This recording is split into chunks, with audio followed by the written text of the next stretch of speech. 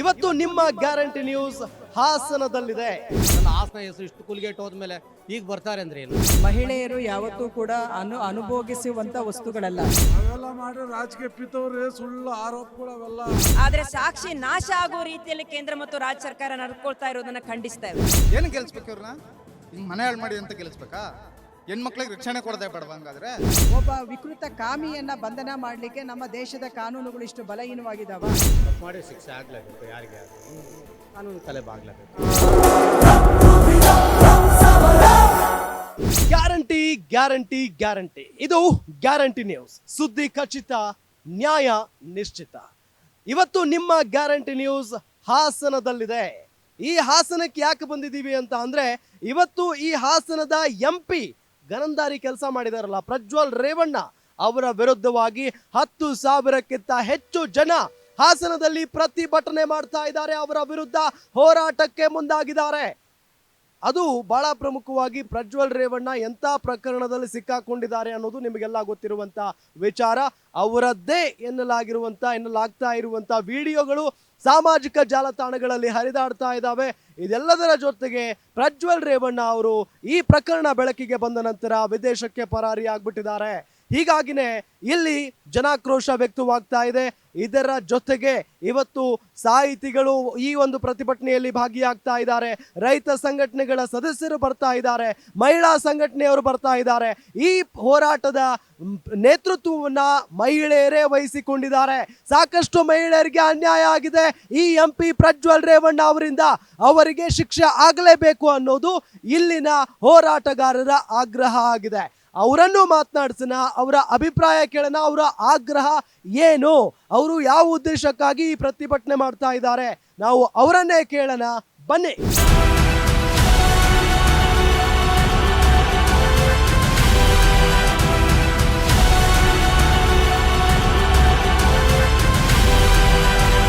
ವೀಕ್ಷಕರೇ, ನಾನೀಗ ಹಾಸನದ ಬಸ್ ಸ್ಟ್ಯಾಂಡ್ ಪಕ್ಕದಲ್ಲಿರುವಂತ ಆಟೋ ಸ್ಟ್ಯಾಂಡ್ ನಲ್ಲಿದ್ದೇನೆ. ಇಲ್ಲಿನ ಆಟೋ ಚಾಲಕರನ್ನ ಮಾತನಾಡ್ಸೋಣ. ಪ್ರಜ್ವಲ್ ರೇವಣ್ಣ ಅವರ ಕುರಿತಂತೆ ಏನ್ ಮಾತನಾಡ್ತಾರೆ ಅಂತ ಹೇಳಿ. ಯಾಕೆ ಅಂತ ಹೇಳಿದ್ರೆ, ಪ್ರಜ್ವಲ್ ರೇವಣ್ಣ ಪ್ರಕರಣ ಎಷ್ಟರ ಮಟ್ಟಿಗೆ ಸದ್ದು ಮಾಡ್ತಾ ಇದೆ ನಿಮ್ಗೆಲ್ಲ ಗೊತ್ತಿರುವಂತ ವಿಚಾರ. ಹಾಗಾಗಿ ಇಲ್ಲಿನ ಜನ ಏನ್ ಹೇಳ್ತಾರೆ ಅನ್ನೋದು ಈಗಿರುವಂತ ಕುತೂಹಲ. ಸರ್ ನಮಸ್ಕಾರ, ಏನ್ ನಿಮ್ಮ ಹೆಸರು? ಸುಂದರೇಶ್ ಅಂತ.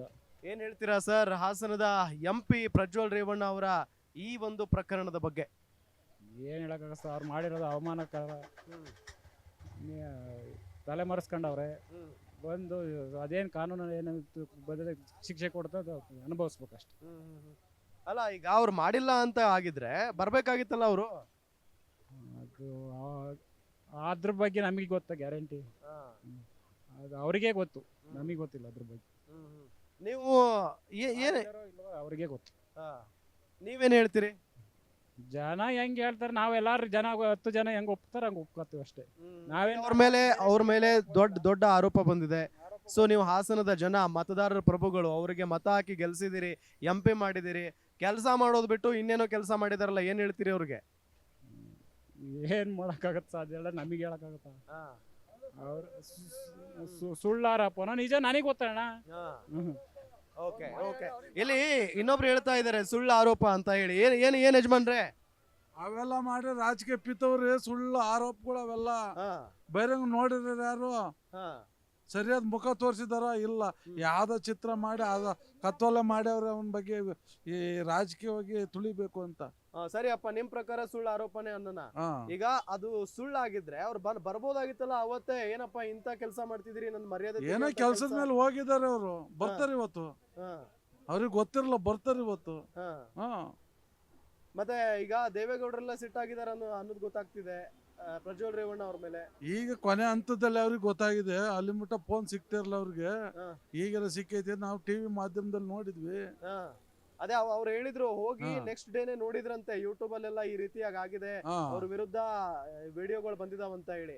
ಅವತ್ತೇ ಬರ್ಬೋದಾಗಿತ್ತಲ್ಲ, ಯಾಕೆಂದ್ರೆ ಅವ್ರ ಮರ್ಯಾದೆ ಪ್ರಶ್ನೆ ಇದು. ಒಬ್ಬ MP ಅಲ್ವಾ ಅವರು?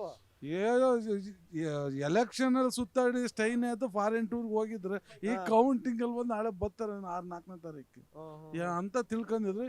ಇವತ್ತೇ ಬತ್ತಾವ್ರಲ್ಲ. ನೀವಂತೂ ಒಪ್ಕೊಳ್ಳಲ್ಲ ಅದ್ ನಿಜ ಅಂತ? ನಿಜ ಅಂತ ನಾವ್ ಯಾವ್ದೇ ಕಾರಣಕ್ಕೂ ಒಪ್ಕೊಳಲ್ಲ.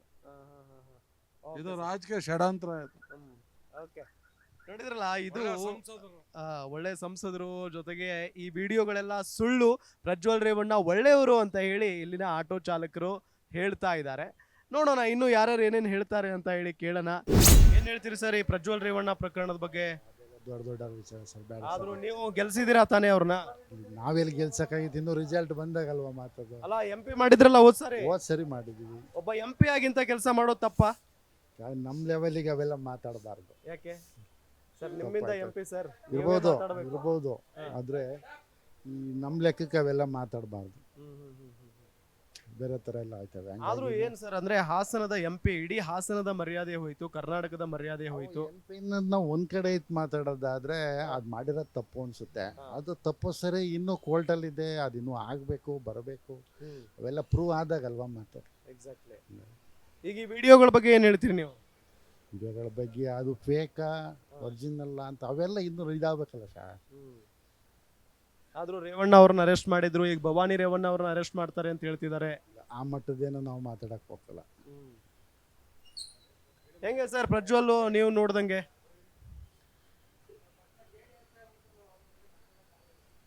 ಹೆಂಗೆ ಅಂದ್ರೆ ಅಂದ್ರೆ ಈಗ ಮನುಷ್ಯ ಹೆಂಗೆ ಕೆಲಸಗಳನ್ನು ಮಾಡ್ತಿದ್ರ ಇಲ್ಲಿ ಹಾಸನದಲ್ಲಿ MP ಆಗಿ? ನಮಗೆ ಒನ್ ಟೈಮು ಅಲ್ಲೆಲ್ಲೂ ಸಿಕ್ಕೇ ಇಲ್ಲ ಬಿಡಿ. ಏನ್ ಹೇಳ್ತೀರಾ ಸರ್? ಈಗ ಹಾಸನದ MP ಪ್ರಜ್ವಲ್ ರೇವಣ್ಣ ಅವ್ರ ಬಗ್ಗೆ ದೊಡ್ಡ ಒಂದು ಪ್ರಕರಣ, ಇದು ದೊಡ್ಡ ಆರೋಪ ಅವ್ರ ಮೇಲೆ, ಏನ್ ಹೇಳ್ತೀರಿ? ತಪ್ಪು ಮಾಡಿದರೆ ಶಿಕ್ಷೆ ಆಗಬೇಕಲ್ಲ ಸರ್. ತಪ್ಪು ಮಾಡಿ ಶಿಕ್ಷೆ ಆಗಲೇಬೇಕು, ಯಾರಿಗೆ ಆದ್ರೂ ಕಾನೂನು ತಲೆ ಬಾಗಲೇಬೇಕು ಅಷ್ಟೇ. ಈಗ ಆ ವಿಡಿಯೋಗಳೆಲ್ಲ ಸಾಮಾಜಿಕ ಜಾಲತಾಣಗಳಲ್ಲಿ ವೈರಲ್ ಆಗ್ತಾ ಇದಾವೆ, ಅವರದ್ದೇ ಅಂತ ಹೇಳ್ತಿದ್ದಾರೆ. ಇರ್ಬೋದು, ಅದ್ರಲ್ಲಿ ಕೆಲ SIT ತಂಡ ತನಿಖೆ ಮಾಡ್ತಾ ಇದಾರಲ್ಲ, ರುಜುವಾತಾದರೆ ಶಿಕ್ಷೆ ಆಗಲೇಬೇಕು. ಅಲ್ಲ, ಅವರದ್ದು ಆಗಿರ್ಲಿಲ್ಲ ಅಂತ ಅಂದ್ರೆ ಅವ್ರು ಯಾಕೆ ತಪ್ಪಿಸ್ಕೊಂಡು ಹೋಗ್ಬೇಕಾಗಿತ್ತು ಅಂತ? ಇಲ್ಲ, ತಪ್ಪಿಲ್ದೆ ಹೋಗಿರೋ ತಪ್ಪಿಸ್ಕೊಂಡು ಹೋಗೋಕೆ ಆಗ್ತಿರ್ಲಿಲ್ಲಲ್ಲ ಸರ್. ತಪ್ಪು ಮಾಡಿಲ್ಲ ಅಂದ್ರೆ ತಪ್ಪಿಸ್ಕೊಂಡು ಹೋಗೋಕೆ ಸಾಧ್ಯನೇ ಇಲ್ಲಲ್ಲ, ತಪ್ಪಿರ್ಲೇಬೇಕಲ್ವಾ? ತಪ್ಪಿಲ್ದೆ ಸಾಧ್ಯ ಇಲ್ಲ. ಸಾಧ್ಯ ಇಲ್ಲ. ಅದು ಇಷ್ಟು ದಿನ ಆಯ್ತು, ಒಂದು ತಿಂಗಳು ಹೆಚ್ಚು ಕಡಿಮೆ. ಒಂದು ತಿಂಗಳಾಯ್ತು. ಒಂದು ತಿಂಗಳಾಯ್ತು. ಸರ್ ಬನ್ನಿ. ಹಾಗಾಗಿ ತಪ್ಪಿದ್ರೆ ಅವರು ಕಾನೂನಿಗೆ ಶಿಕ್ಷೆ ಗುರಿ ಆಗಲೇಬೇಕು. ಏನ್ ಶಿಕ್ಷೆ ಆಗ್ಬೇಕು ಸರ್ ತಪ್ಪಿದ್ರೆ ಅವ್ರಿಗೆ? ಅದು ಗೊತ್ತಿಲ್ಲ ಸರ್, ಕಾನೂನಲ್ಲಿ ಏನಿದೆ ಅದಕ್ಕೆ ಸಂಬಂಧಪಟ್ಟಿದ್ದು ನಮಗೆ ಗೊತ್ತಾಗಲ್ಲ, ಅದು ಅವರ ಅನುಭವಿಸ್ಲೇಬೇಕು. ಆದ್ರೂ ಹಾಸನದ ಮರ್ಯಾದೆ ಹೋಗ್ಬಿಡ್ತು. ಹೋಯ್ತು ಸರ್, ಪೂರ್ತಿ ಹೋಯ್ತು. ಅದರಲ್ಲೂ JDS ಮರ್ಯಾದೆ ಪೂರ್ತಿ ಹೋಯ್ತು. ಮಾಜಿ ಪ್ರಧಾನಿ ಒಂದು ಹೆಮ್ಮೆ ಇತ್ತು ಹಾಸನಕ್ಕೆ, ಕುಮಾರಸ್ವಾಮಿ ಅವರು ಮುಖ್ಯಮಂತ್ರಿ ಆಗಿದ್ರು. ಹೌದು, ಮರ್ಯಾದೆ ಪೂರ್ತಿ ಗೌರವ ಇತ್ತು. ಹೌದು ಸರ್. ಏನ್ ಹೇಳ್ತೀರಿ ಸರ್, ಹಾಸನದ ಮರ್ಯಾದೆ ಹೋಗ್ಬಿಡ್ತು?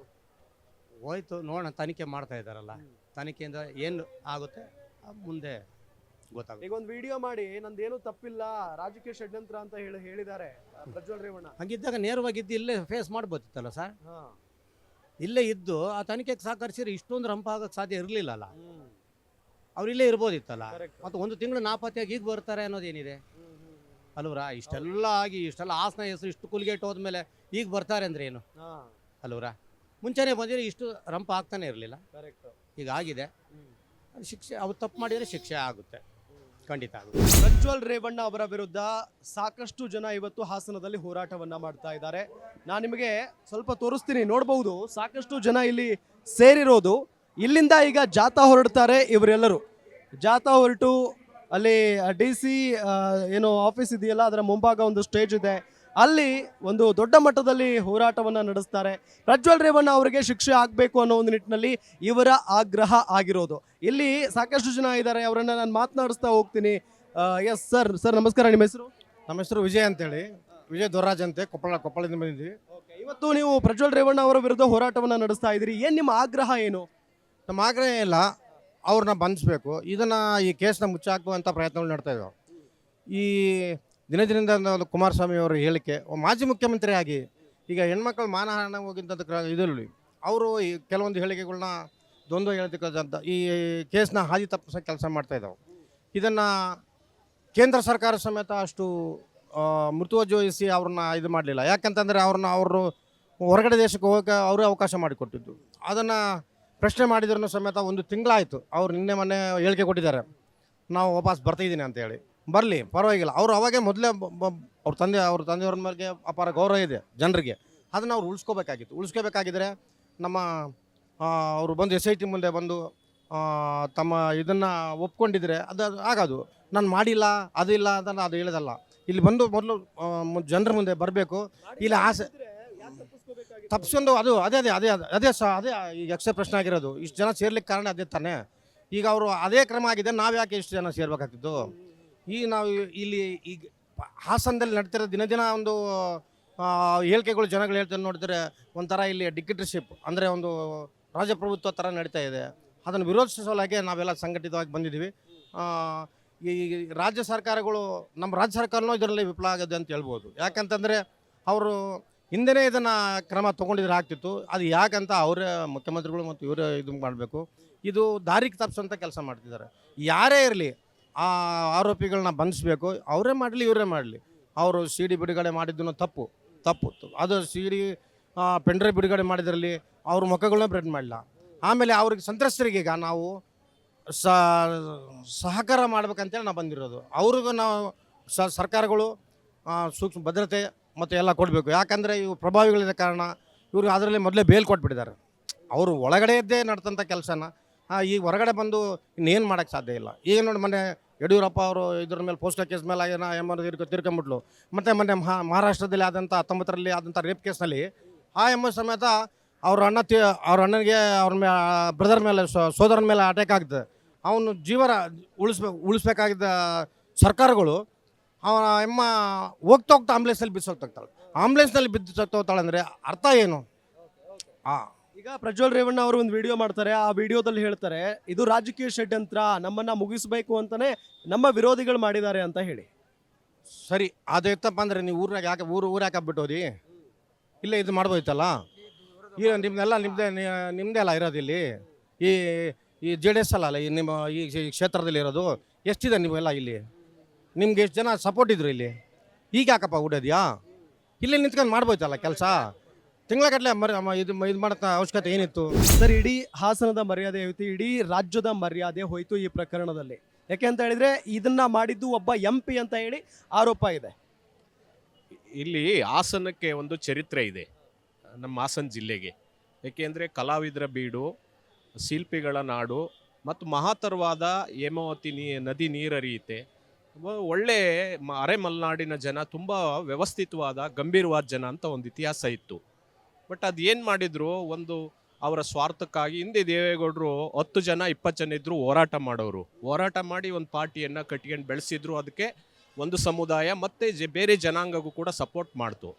ಆದರೆ ಇಂಥ ಮೊಮ್ಮಗ ಅವರ ರಕ್ತದಲ್ಲೇ ಬಂದಿದೆ ಅಂದರೆ ಇದೊಂದು ದೊಡ್ಡ ಪ್ರಮಾದ. ಇದು ಕ್ಷಮಿಸದೇ ಇರತಕ್ಕಂಥದ್ದು ಮತ್ತೆ ಆಗಿ ಹೋಗಿದೆ. ಮುಂದಿನ ಪೀಳಿಗೆ ಯಾರೂ ಕೂಡ ಇಂಥ ಒಂದು ಕೆಟ್ಟ ಕೆಲಸವನ್ನು ಮಾಡಬಾರ್ದು, ಕಣ್ಣಿಂದಲೂ ನೋಡಬಾರ್ದು. ಏಕೆಂದರೆ ಇವ್ರಿಗೇನು ಯೋಗ್ಯತೆ ಇಲ್ಲ, ಪ್ರಜ್ವಲ್ಗೇನು MP ಆಗೋ ಯೋಗ್ಯತೆ ಇರಲಿಲ್ಲ. ತಾತನಿಂದ ಟಿಕೆಟನ್ನು ಕಸಿದ್ಕೊಂಡು ಅವರು ಮೊಮ್ಮಗನಿಗೆ ಪಾಪ ಆಶೀರ್ವಾದ ಮಾಡಿದರು. ಏನೋ ನನ್ನ ಕಣ್ಣು ಮುಂದೆ ಬೆಳ್ಕಳ್ಳಿ ನನ್ನ ಮೊಮ್ಮಗ ಅಂತ. ಅದು ಧೃತರಾಷ್ಟ್ರನ ಪ್ರೇಮ ಆಯಿತು. ಅದು ಕೂಡ ದೇವೇಗೌಡರಿಗೆ ಜನರ ಏನು ಪ್ರೀತಿ ಇತ್ತು, ಆ ಪ್ರೀತಿನ ತನ್ನ ಕುಟುಂಬಕ್ಕೆ ದಾರಿ ಎರೆಯಕ್ಕೆ ಮಾಡಿದ್ದು ತುಂಬ ಕೆಟ್ಟ. ಇದರಿಂದ ಇವರು ಮೊಮ್ಮಗನಿಂದನೇ ಆದರೂ ಸಾಯಿ ಟೈಮಲ್ಲಾದರೂ ಗೌಡ್ರು ಬುದ್ಧಿ ಈಗಲಾದರೂ ಕಲಿಬೇಕು. ಜನರ ಪ್ರೀತಿಯನ್ನು ಬರೀ ಕುಟುಂಬಕ್ಕೆ ಹಂಚಬಾರ್ದು, ದೇಶಕ್ಕೆ, ರಾಜ್ಯಕ್ಕೆ. ನಾನು ಈಗ ಕಾಂಗ್ರೆಸ್ ಅವರು ಕಮ್ಯುನಿಸ್ಟರು ಸೇರಿ ದೇಶಕ್ಕೆ ಪ್ರಧಾನಿ ಮಾಡಿದ್ದವ್ರನ್ನ, ಹೌದಲ್ವರ? ಈಗೆಲ್ಲ ಇದ್ದಾರೆ, ಅವ್ರದ್ದು ಅದೇ ಆಟ, ಹೋಗೋದು ಬರೋದು, ಅಲ್ಲಿ ಸೇರೋದು ಇಲ್ಲಿ ಸೇರೋದು. ಅದು ಬೇಡಿ. ಇಂಥ ಪಾಪದ ಕೃತ್ಯಕ್ಕೆ ಇವತ್ತೇನು ಇದು ತುಂಬ ಡಿಲೇ ಆಯಿತು, ಇದು ತಡ ಆಯಿತು. ಇವ್ರಿಗೇನಾದರೂ ಒಂದು ರಾಜಕಾರಣ ಕುಟುಂಬದಲ್ಲಿ ಹುಟ್ಟಿ ಹಾಸನ ಜಿಲ್ಲೆಗೆ ಒಂದು ಚರಿತ್ರೆ ಇದೆ ಅನ್ನೋದನ್ನು ಇವರು ಅರಿವಿಗೆ ತಗೊಂಡಿದ್ರೆ ಸರೆಂಡರ್ ಆಗಬೇಕು. ಏನಂತೆ ಪಾಪದ ಕೆಲಸ ಮಾಡಿದ ಮೇಲೆ ಅದಕ್ಕೂ ಒಂದು ಕಾನೂನಿದೆ, ಏನೋ ಒಂದು ಆಗೋದು. ಈಗ ಕೆಲವರು ಹೇಳ್ತಿದ್ದಾರೆ ಆ ವಿಡಿಯೋದಲ್ಲಿ ಅವ್ರ ಮುಖಾನೇ ಇಲ್ಲ, ಅವರೇ ಅಂತ ಹೆಂಗೆ ಹೇಳ್ತೀರಿ ನೀವು ಅಂತ ಹೇಳಿ ಪ್ರಶ್ನೆ ಮಾಡ್ತಿದ್ದಾರೆ. ಆಮೇಲೆ ಮೀಡಿಯಾ ಮಾಧ್ಯಮ ಹಿಂದೆ ಬರವಣಿಗೆ ಮಾಧ್ಯಮ ಇತ್ತು, ಇವತ್ತು ದೃಶ್ಯ ಮಾಧ್ಯಮ. ಯಾವುದನ್ನು ಕೂಡ ಪತ್ರಿಕೆ ಮತ್ತು ದೃಶ್ಯ ಮಾಧ್ಯಮ ಅವರಿಗೆ ಮೊದಲು ನಾನು ಥ್ಯಾಂಕ್ಸ್ ಹೇಳಬೇಕು. ಯಾಕೆಂದರೆ 4ನೇ ಅಂಗ ಪತ್ರಿಕಾ ದೃಶ್ಯ ಮಾಧ್ಯಮ ಕಡಿಮೆ ಅಲ್ಲ, ಯಾರು ಮಾಡೋಕ್ಕಾಗೋದನ್ನು ಕೂಡ ಇವತ್ತು ದೃಶ್ಯ ಮಾಧ್ಯಮ ಮಾಡ್ತಾ ಇದೆ. ಹಾಗಾದರೆ ಇವರು ದೇಶ ಆಳಿರೋರು, ರಾಜ್ಯ ಆಳಿರೋರು, ಕುಮಾರಸ್ವಾಮಿ ಅವರು ಮಾತಾಡ್ತಾರಲ್ಲ 2 ಸರಿ CM, ಹಂಗಾರೆ ಪತ್ರಿಕೆ ಮೇಲೆ, ದೃಶ್ಯ ಮಾಧ್ಯಮದ ಮೇಲೆ, ಬರವಣಿಗೆ ಮಾಧ್ಯಮದ ಮೇಲೆ ಇವ್ರಿಗೆ ನಂಬಿಕೆ ಇಲ್ವಾ? ಯಾಕೆ ಈಗ ಎಲೆಕ್ಷನ್ ಮುಗೀತು, ಮನೇಲಿ ಕೂತ್ಕೊಂಡು ಪತ್ರಿಕಾಗೋಷ್ಠಿ ಕರೆದು ದೇಶಕ್ಕೆಲ್ಲ ಏನು ನಾನು ಭಾಳ ಒಳ್ಳೆ ತುಂಬ ದೊಡ್ಡ ಕುಟುಂಬ, ಒಳ್ಳೆ ಇದು ಏನೋ ಆಗ್ಬಿಟ್ಟಿದೆ, ಅದಾಗಿದೆ ಇದಾಗಿದೆ ಅವ್ರ ಮೇಲೆ ವರ್ಷಕ್ಕೆ ಇದೆಲ್ಲ ಮಾಡ್ತಾರಲ್ಲ. ದೃಶ್ಯ ಮಾಧ್ಯಮ ಮತ್ತು ಪತ್ರಿಕಾ ಮಾಧ್ಯಮದ ಮೇಲೆ ನಂಬಿಕೆ ಇಲ್ವಾ ಇವ್ರಿಗೆ? ಏನು ಅಂತ ಮಾತಾಡ್ತಾರೆ ಇವ್ರು. 2 ಸರಿ CM, ಅರ್ಹತೆ ಇಲ್ಲ ಇವ್ರಿಗೆ. ಗಂಭೀರವಾಗಿ ಈಗಲಾದರೂ ಕೂಡ ಒಳ್ಳೆ ದಿನ ಬಂದಿದೆ. ನೀವು ಕೊನೆಯಲ್ಲಿ ನೀವು ಆಸ್ತಿ ಗಳಿಸಿದಿರಲ್ಲ, ಅದು ಸುಖವಾಗಿ ಊಟ ಮಾಡೋಕ್ಕಾದ್ರೂ ಗಂಭೀರವಾಗಿ ಬದುಕೊಂಡು ಗೌರವ ನಡ್ಕೊಳ್ಳೋಕ್ಕೆ ಈ ಮಾಧ್ಯಮದ ಮುಖಾಂತರ ಈ ಹಾಸನ ಜಿಲ್ಲೆ 20 ಲಕ್ಷ ಜನರ ಪರವಾಗಿ ಒಂದು ಮನವಿಯನ್ನು ಮಾಡ್ತಾ ಇದ್ದೀವಿ. ಗಂಭೀರತೆ ಇದ್ದರೆ ಅವ್ರು ಬಂದು ಸರೆಂಡರ್ ಆಗಬೇಕು, ಗೌರವವಾಗಿ ಏನು ಸತ್ಯ ನಡೆದಿದೆ ಇದನ್ನು ಬಾಯಿ ಬಿಡಬೇಕು, ಜನರಲ್ಲಿ ಕ್ಷಮೆ ಕೇಳಬೇಕು, ಇದನ್ನು ನಡ್ಕೊಂಡು ಗಂಭೀರವಾಗಿ ಬದುಕೋದು ಕಲಿಬೇಕು. ಸರ್ ಏನು ಹೇಳ್ತೀರಿ ಸರ್? ಸರ್, ಮಾತಾಡೋಕ್ಕೆ 2 ಮಾತೇ ಇಲ್ಲ. ಕಾರಣ ಏಕೆಂದರೆ ಇದು ಮನುಷ್ಯತ್ವದ ಕೆಲಸ ಅಲ್ಲ. ಇದು ಕಾರಣ ಏಕೆಂದರೆ ಈ ದೇಶ ಆಳದಂಥ ಚಂದ್ರಗುಪ್ತ ಮೌರ್ಯ ಇದೇ ಜಿಲ್ಲೆಗೆ ಬಂದು ವೈರಾಗ್ಯ ತಾಳಿ ಇಲ್ಲೇ ಮಣ್ಣಾಯ್ತಾನೆ. ಅಂಥ ವೈರಾಗ್ಯ ಜಿಲ್ಲೆಯಲ್ಲಿ ಈ ಕೆಟ್ಟ ಕೆಲಸ ನಡೆದಿದೆ ಅಂದರೆ ನಾವು ತಲೆ ತಗ್ಸುವಂಥ ಕೆಲಸ, ಗಂಡಸಿನ ಕುಲ ತಲೆ ತಗ್ಸುವಂಥ ಕೆಲಸ. ಹೆಚ್ಚಿಗೆ ಮಾತಾಡೋದು ನಾನು ಇಷ್ಟಪಡೋಕ್ಕಲ್ಲ. ಏಕೆಂದರೆ ಗಾಂಧಿ ಅವರು ಒಂದು ಸತ್ಯಾನ್ವೇಷಣೆಯಲ್ಲಿ ಒಂದು ಮಾತು ಹೇಳಿದ್ದಾರೆ, ಕೆಟ್ಟದ್ದು ನೋಡಬೇಡ, ಕೆಟ್ಟದ್ದು ಮಾತಾಡಬೇಡ, ಕೆಟ್ಟದ್ದು ಕೇಳಬೇಡ ಅಂತ ಹೇಳಿದ್ದಾರೆ. ನಮಗೆ ಕೆಟ್ಟದ್ದು ಕೇಳಿ ಕೇಳಿ ಕೇಳಿ ಸಾಕಾಗೋಯ್ತು ಸರ್. ಭಾಳ ವಿಚಾರವಾಗಿ ಈ ಜಿಲ್ಲೆ ಕೊಟ್ಟಂಥ ಕೊಡುಗೆ ಅಪಾರ ಇದೆ. AG ರಾಮಚಂದ್ರ ಕೊಟ್ಟಿದೆ, ಯಶೋಧಮ್ಮ ದಾಸಪ್ಪ ಕೊಟ್ಟಿದೆ, ಗೊತ್ತಾಯ್ತಲ್ಲ. ಇದಕ್ಕಿಂತ ಇನ್ನೇನು ಬೇಕು ಸರ್? ಸ್ವತಂತ್ರ ಹೋರಾಟಗಾರ ಗೊತ್ತಿದೆ. ನನ್ನ ತಂದು ಸ್ವತಂತ್ರ ಹೋರಾಟಗಾರ 1941-42 2 ವರ್ಷ ಜೈಲಲ್ಲಿ ಇದ್ದರು, ಮೈಸೂರು ಜೈಲಲ್ಲಿ ಇದ್ದರು, ಗೊತ್ತಾಯ್ತಲ್ಲ. ಅಂಥ ಒಂದು ಇವರು 60, ದೇವೇಗೌಡರು 62ರಲ್ಲಿ ತಾಲೂಕು ಬೋರ್ಡ್ ಮೆಂಬರು, ಶ್ರೀಕಂಠದ್ದು ತಾಲೂಕು ಬೋರ್ಡ್ ಮೆಂಬರು, ನನ್ನ ತಂದು ಚಂದ್ರಬಾಣ ತಾಲೂಕು ಬೋರ್ಡ್ ಮೆಂಬರು. ಹೇಳೋಕ್ಕಾಗ ಸರ್, ನಾಚಿಕೆಗೇಡು ಇದು. ಏಕೆಂದ್ರೆ ನಾನು ವೈಯಕ್ತಿಕ 50 ವರ್ಷ ಅವ್ರಿಗೆ ಓಟ್ ಹಾಕಿರೋದು. ನಾನು ದೇವೇಗೌಡರಿಗೆ ಅಂತೆಲ್ಲ ಓಟ್ ಹಾಕಿರೋದು 50 ವರ್ಷ, ಬೇರೆ ಯಾರಿಗೂ ನಾನು ಓಟ್ ಹಾಕಿಲ್ಲ. ತನು ಮನ ಧನನ್ನು ಅವ್ರಿಗೆ ಅರ್ಪಿಸಿರೋದು. ನಮ್ಮ ತಂದೆ ಕಾಂಗ್ರೆಸ್ ಆದ್ರೆ ಅವ್ರಿಂದ ಏನು ಸಚ್ಚಾರಿತ್ರ ಮನುಷ್ಯ ಅಂತ ದೇವೇಗೌಡರಿಗೆ ಓಟ್ ಹಾಕಿರೋದು. ಕರ್ಮಣ್ಣೆ ವಾಧಿಕಾರಸ್ಥೆ ಮಾಫಲೇಶು ಕದಾಚನ ಅಂತ ಹೇಳ್ತಾರೆ ಶ್ಲೋಕದಲ್ಲಿ. ಅಂದರೆ ಫಲಾಪೇಕ್ಷೆಯಿಂದ ದೇವೇಗೌಡರು ಓಟ್ ಹಾಕಿದ್ದೀವಿ. ದೇವೇಗೌಡರಿಗೆ ಯಾವ ಫಲಾಪೇಕ್ಷೆಯಿಂದ ಓಟ್ ಹಾಕಿದ್ದೀವಿ. ಇವತ್ತು ಈ ದೇವೇಗೌಡರು ನಮ್ಮ ರಾಜ್ಯಕ್ಕೆ ಮಾರ್ಗದರ್ಶನ ಆಗಬೇಕಾಯಿತು, ಆದರೆ ಮಾರ್ಗದರ್ಶನ ಆಗಲಿಲ್ಲ. ಧೃತರಾಷ್ಟ್ರ ವ್ಯಾಮೋಹ.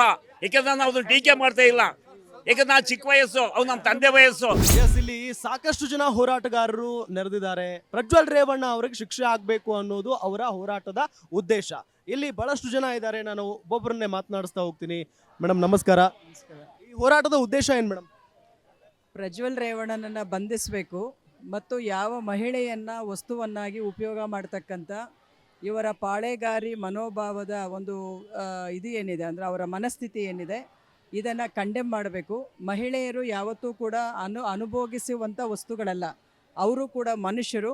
ಸೊ ಹಾಗಾಗಿ ಇವತ್ತು ಆ ಥರದ ಒಬ್ಬ ಮಹಿಳಾ ಅನ್ನುವಂಥವಳನ್ನು ಒಂದು ರೀತಿಯಲ್ಲಿ ಅವರು ಏನಾದ್ರು ಕೆಲಸ ಆಗಬೇಕು ಅಂತ ಹೇಳಿ ಒಂದು ಜನಪ್ರತಿನಿಧಿ ಹತ್ರ ಹೋದಾಗ ಅವಳ ದೇಹವನ್ನು ಬಯಸ್ತಕ್ಕಂಥ ಈ ರೀತಿಯ ಒಂದು ವಿಕೃತ ಕಾಮಿಗಳು ಏನಿದ್ದಾರೆ, ಇವರನ್ನು ಖಂಡಿತವಾಗ್ಲೂ ಈ ಸಮಾಜ ಬಹಿಷ್ಕಾರ ಮಾಡಬೇಕು. ಮಾತ್ರ ಅಲ್ಲ, ಒಂದು ತೀವ್ರವಾದಂಥ ಒಂದು ಶಿಕ್ಷೆಗೆ ಗುರಿಪಡಿಸಬೇಕು ಅಂತಕ್ಕಂಥದ್ದು.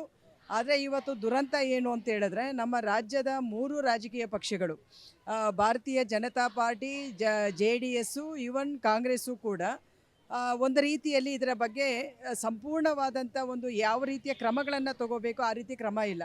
ನೀವು ನೋಡಿ, ಆರ್ಡಿನರಿ ಯಾರೋ ಒಬ್ಬ ಗಂಡ ಹೆಂಡತಿಗೆ ಅರೆಸ್ಟ್ಮೆಂಟ್ ಮಾಡೋದಾದರೆ ಇಮಿಡಿಯೇಟ್ ಪೊಲೀಸ್ ಬಂದು ಅರೆಸ್ಟ್ ಮಾಡ್ಕೊಂಡು ಹೊರಟೋಗುತ್ತೆ. ಆದರೆ ಈ ಕೇಸಲ್ಲಿ ಆ ಥರ ಸುಮೋಟೋ ಕೇಸುಗಳೂ ಕೂಡ ದಾಖಲಾಗಲಿಲ್ಲ. ಮತ್ತು SIT ರಚನೆ ಆಗಿನೂ ಕೂಡ ಇಷ್ಟು 1 ತಿಂಗಳಾದರೂ ಕೂಡ ಅವನನ್ನು ಬಂಧನ ಮಾಡೋಕ್ಕಾಗಲಿಲ್ಲ. ಸೊ ಅವರು ಹೇಳ್ತಾ ಇರ್ತಕ್ಕಂಥದ್ದು ಟೆಕ್ನಿಕಲ್ ಪಾಯಿಂಟ್ಸನ್ನು ಹೇಳ್ತಾರೆ. ಇವತ್ತು ಈ ರಾಜ್ಯದಲ್ಲಿ, ಈ ದೇಶದಲ್ಲಿ ಟೆಕ್ನಿಕಲ್ ಪಾಯಿಂಟ್ಸ್ ಇಲ್ಲದೆ ಎಷ್ಟು ಜನರನ್ನು ಬಂಧನ ಮಾಡಿಲ್ಲ. ಬೇಕಾದಷ್ಟು ಆ ಥರದ ಒಂದು ಘಟನೆಗಳಾಗಿದ್ದಾವೆ. ಇಲ್ಲಿ ಸಾವಿರಾರು ಮಹಿಳೆಯರಿಗೆ ಕಿರುಕುಳ ಕೊಟ್ಟಿರ್ತಕ್ಕಂಥ ಒಬ್ಬ ವಿಕೃತ ಕಾಮಿಯನ್ನು ಬಂಧನ ಮಾಡಲಿಕ್ಕೆ ನಮ್ಮ ದೇಶದ ಕಾನೂನುಗಳು ಇಷ್ಟು ಬಲಹೀನವಾಗಿದ್ದಾವ? ಸೊ ಇದನ್ನು ನಾವಿವತ್ತು ಪ್ರಶ್ನೆ ಮಾಡ್ತಾ ಇದ್ದೀವಿ. ಹಾಗಾಗಿ ಅವನನ್ನು ಕೂಡಲೇ ಬಂಧಿಸಬೇಕು ಅಂತ ಹೇಳಿ ನಾವು ಒತ್ತಾಯ ಮಾಡ್ತಾ ಇದ್ದೀವಿ. ಮತ್ತು ನಾವು ಇಡೀ CITU, ಇಡೀ ಕರ್ನಾಟಕದ ಒಳಗಡೆ ಎಲ್ಲ ವಿಭಾಗದ ಜನರು ಕೂಡ ಇವತ್ತು ಇಲ್ಲಿಗೆ ಬಂದಿದ್ದಾರೆ. ಈ ಹೋರಾಟ ಇಲ್ಲಿಗೆ ನಿಲ್ಲಲ್ಲ. ಬಹುಶಃ ಇವರುಗಳ ಒಂದು ಪ್ಲಾನ್ ನಮಗೆ ಅನಿಸೋದು ಜೂನ್ 4ನೇ ತಾರೀಕುವರೆಗೂ ಇದನ್ನು ತಳ್ಕೊಂಡು ಹೋಗುವಂಥ ರೀತಿಯ ಒಂದು ತಂತ್ರಗಾರಿಕೆಯನ್ನು ಮಾಡ್ತಾ ಇದ್ದಾರೆ. ಮತ್ತು ಈಗ ಆಲ್ರೆಡಿ JDS, ಕುಮಾರಸ್ವಾಮಿ ನಾವು ಭಾಳ ಮಹಿಳೆಯರ ಪರ ಇದ್ದೀವಿ ಅಂತ ಹೇಳ್ತಕ್ಕಂಥವರು CBI ಎನ್ಕ್ವೈರಿ ಮಾಡಲಿ ಅಂತ ಹೇಳಿ ಅವರ ಒಂದು ಏನು ಬಾಲಂಗೋಚಿಗಳು ಇವತ್ತು ಇನ್ನೊಂದು ಕಡೆಯಲ್ಲಿ ಪ್ರತಿಭಟನೆ ಮಾಡಿದ್ದಾರೆ. ನಮಗೆ ಗೊತ್ತಿದೆಯಲ್ಲ CBIಗೆ ಯಾಕೆ ಒತ್ತಾಯ ಮಾಡ್ತಾರೆ, ಇದನ್ನು ಮುಚ್ಚಾಕ್ಕೊಳ್ಳೋಕ್ಕೆ. ಸೊ ಹಾಗಾಗಿ ಈ ಥರದ್ದು ಆಗಬಾರದು. ಯಾಕಂದರೆ ಈ ಮೂರೂ ಪಕ್ಷಗಳಿಗೆ ಕರ್ನಾಟಕದ ಮಹಿಳೆಯರು ದೊಡ್ಡ ಪ್ರಮಾಣದಲ್ಲಿ ನಾವು ವೋಟರ್ಸ್ ಇದ್ದೀವಿ, ಮತ್ತು ನಾವು ಕೂಡ ಈ ರಾಜ್ಯದ ಮಹಿಳೆಯರಿದ್ದೀವಿ, ಈ ದೇಶದ ತೆರಿಗೆದಾರರಿದ್ದೀವಿ. ಹಾಗಾಗಿ ಮಹಿಳೆಯರ ಮೇಲೆ ಈ ಥರದ್ದೊಂದು ಆದಾಗ ಎಲ್ಲ ರಾಜಕೀಯ ಪಕ್ಷಗಳು ರಾಜಕಾರಣವನ್ನು ಮರೆತು ಈ ಒಂದು ವಿಚಾರದಲ್ಲಿ ಅವರು ಧ್ವನಿಗೂಡಿಸಬೇಕು. ಸೊ ಹಾಗಾಗಿ ಧ್ವನಿಗೂಡಿಸಬೇಕು ಅಂತಕ್ಕಂಥದ್ದು ಒಂದು ಒತ್ತಾಯ.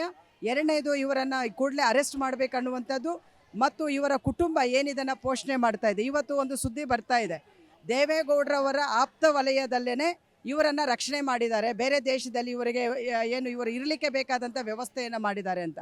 ಅರೆ ಮಾನ್ಯ ದೇವೇಗೌಡರು ಎಲ್ಲ ಥರದ ನಾವು ಅವರ ಬಗ್ಗೆ ಗೌರವವನ್ನು ಇಟ್ಕೊಂಡು ಮಾತಾಡ್ತಾ ಇದ್ದೀವಿ.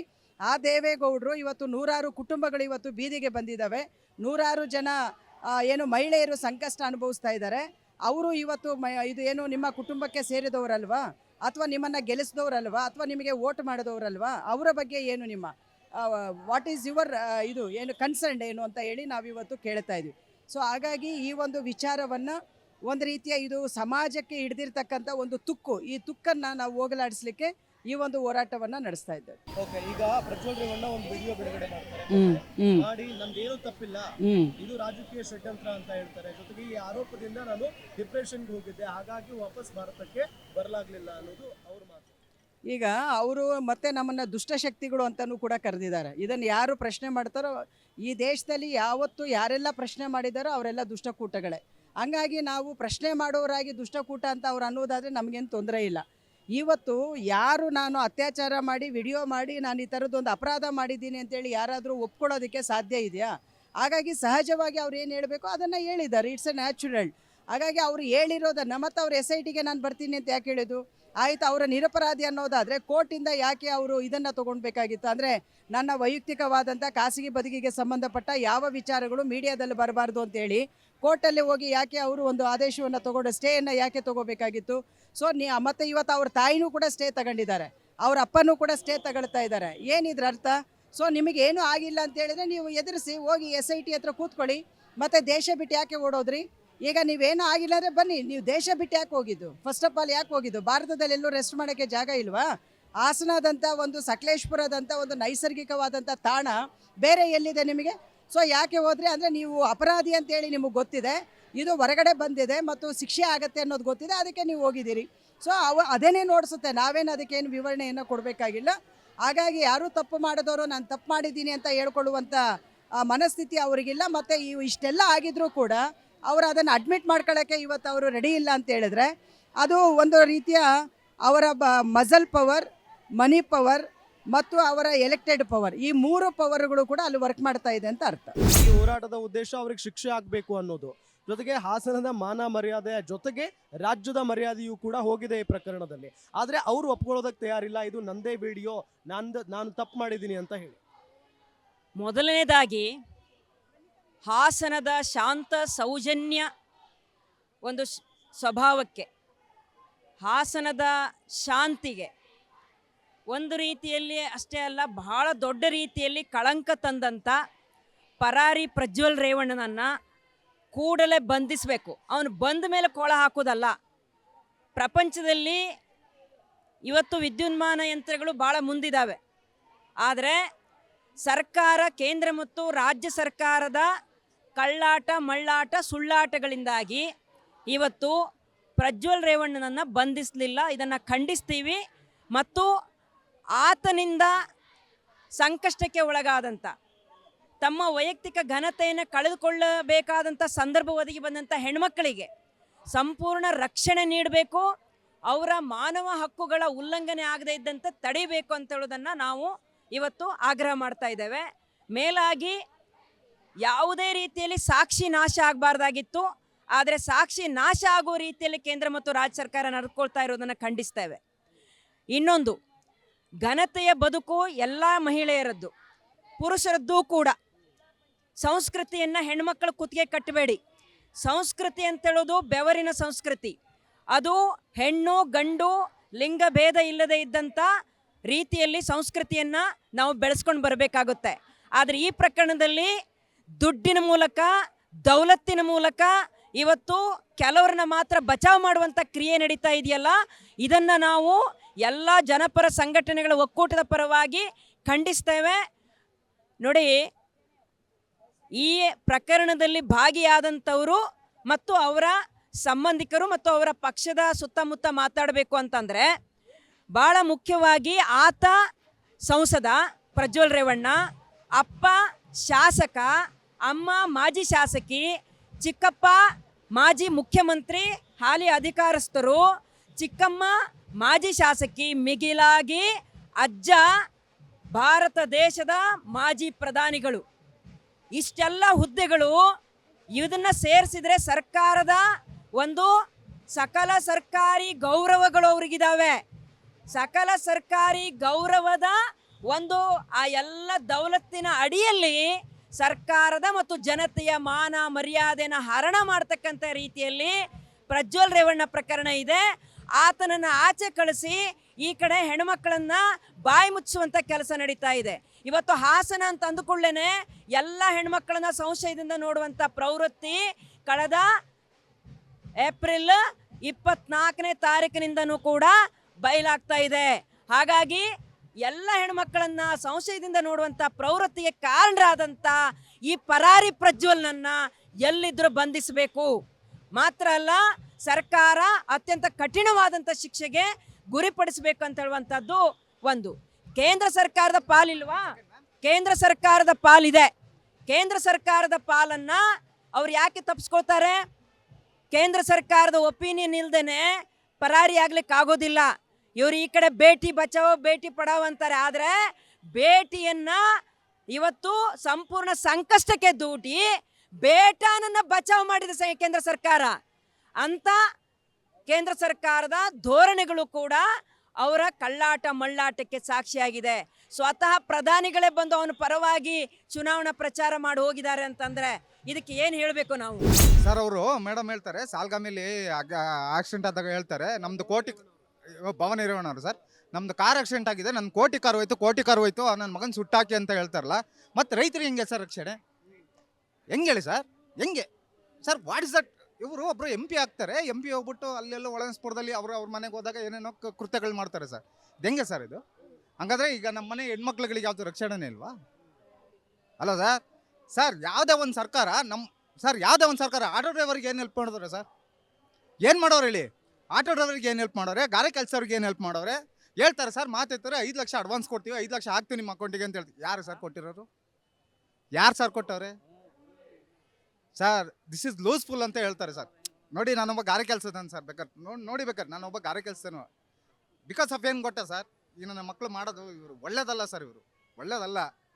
ಬಟ್ ಏನೋ ಕುಮಾರಸ್ವಾಮಿ ಅವ್ರ ಮಗ ಅವ್ರು ನಿಖಿಲಣ್ಣ ಬಿಡಿ, ಅವರು ಬೆಂಗಳೂರಲ್ಲಿದ್ದವರು, ಅವ್ರು ಹೆಂಗೋ ಒಂದು ಹೀರೋ. ಬಟ್ ಈ ಪ್ರಜ್ವಲ್ ಅಣ್ಣಂಗೆ ನಾವು ವೋಟ್ ಮಾಡಿ ಏನು ಕಣ ಗೆಲ್ಲಿಸ್ಬೇಕು? ಏನು ಗೆಲ್ಲಿಸ್ಬೇಕು ಇವ್ರನ್ನ? ಹಿಂಗೆ ಮನೆ ಹಾಳು ಮಾಡಿ ಅಂತ ಗೆಲ್ಲಿಸ್ಬೇಕಾ?